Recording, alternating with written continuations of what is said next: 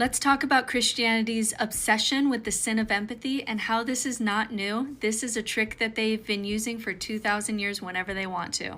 Across Christian history, empathy is portrayed as a sin or something to be restrained or something the devil can use against you only when there's a particular religious interpretation or orthodoxy that is perceived at risk, when it's being threatened.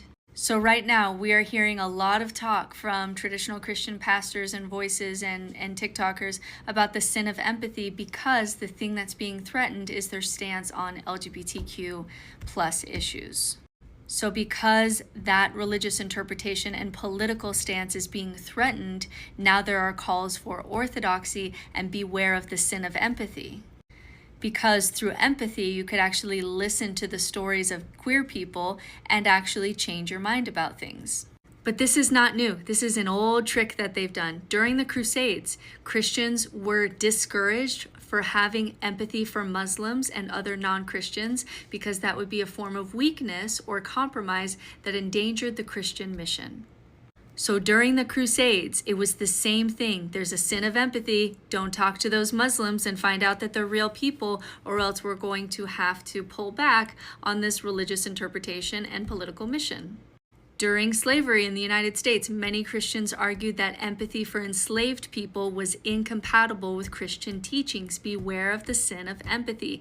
Don't listen to the stories of slaves that make you feel like they could be people.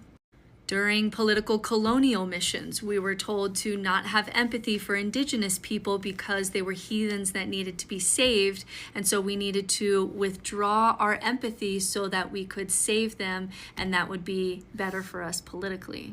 So whenever you hear anyone in Christianity say, beware of the sin of empathy, just remember that this is a tool they always use when there is actual threat to a political stance that they're making. Because Jesus never said, beware of empathy. Beware of that sneaky sin of empathy. Loving other people and holding other people's stories is what's going to take you to hell.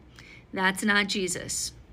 So it's actually good news, if you think about it. Good news that Christianity is doing a lot of beware the threat of empathy, because it means whatever's standing up against them and whatever narratives are pushing against them are working enough to be able to force them into this kind of defensive stance where they have to warn you about feeling compassion for other people and somehow make it Jesus, which is just absurd.